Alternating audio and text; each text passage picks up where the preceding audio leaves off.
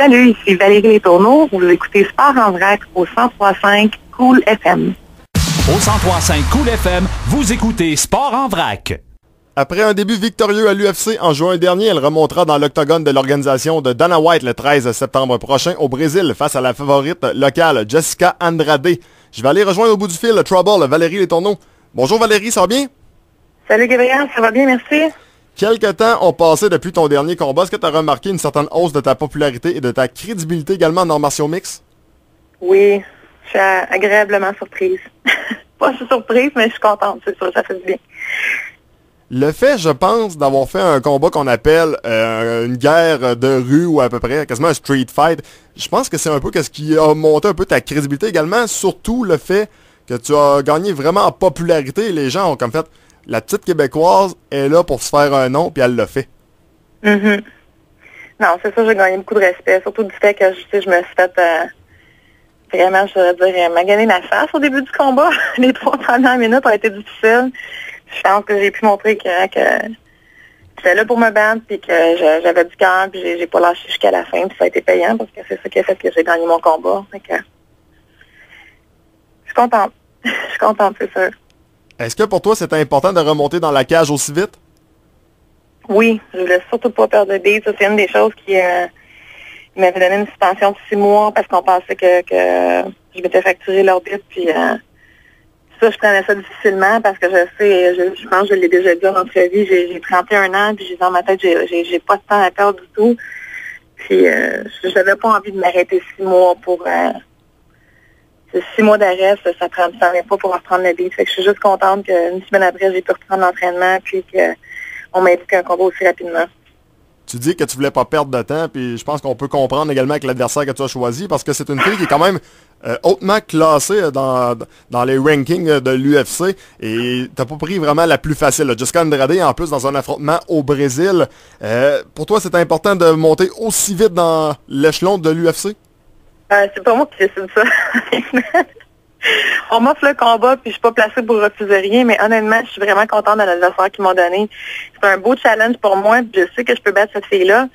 Puis honnêtement, je trouve que c'est un adversaire qui ressemble un peu à la dernière personne contre qui j'ai combattu, Elisabeth Philippe, sauf qu'elle est plus petite, puis plus d'expérience, mais c'est le même type de fighter, super agressive. Je sais qu'elle va me bombarder en commençant, puis c'est correct, je suis capable de vivre avec ça.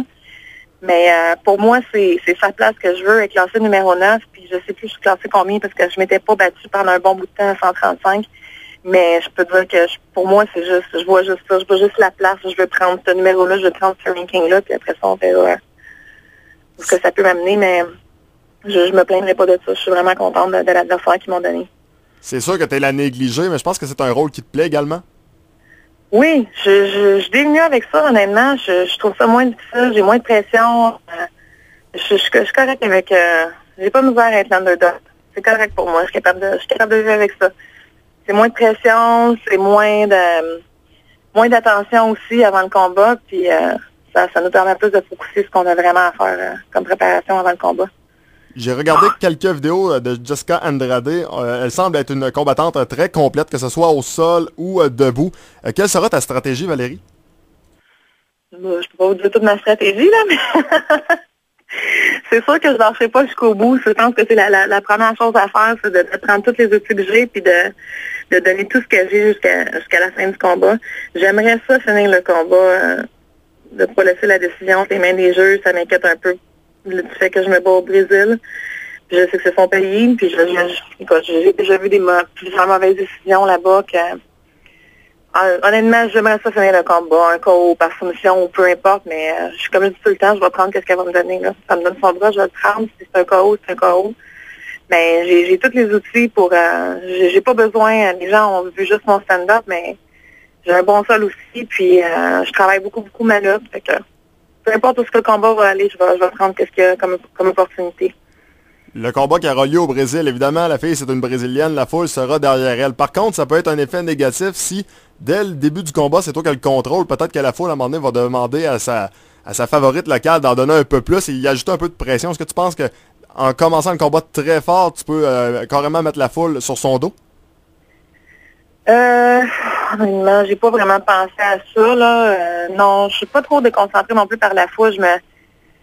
C'est tellement, je pense tellement au côté technique pendant un combat que non, j'ai pas pensé à ça, mais c'est sûr que l'avant, le pendant, cette fille-là va avoir définitivement beaucoup plus de pression que moi. Puis juste le fait, comme je te dis, je sais pas je suis rendue combien dans le ranking, mais j'ai plus qu'elle à gagner, ça c'est sûr. Donc, moi je m'en vais là sans, je mets même la pression à moi-même, là, mais je pense qu'elle va avoir pas mal plus de pression sur les épaules que moi je vais en avoir avant le combat. Cette fois, tu as un nom fixe, puis également, tu as un temps de préparation qui est adéquat. J'imagine que ça peut juste t'aider. Ah oui, ça c'est vraiment... J'avais vraiment hâte d'avoir un nom en tête. T'sais, non seulement je voulais pas perdre de temps, mais j'avais hâte. J'essaie de visualiser contre qui avec le combat que j'ai fait. Je sais que l'UFC essaie toujours de faire des match-ups pour faire des combats qui sont excitants, qui sont intéressants. Fait que j'essaie de visualiser avec quel adversaire, mais honnêtement, j'avais pas pensé à elle, mais comme je dis, je suis contente du match-up.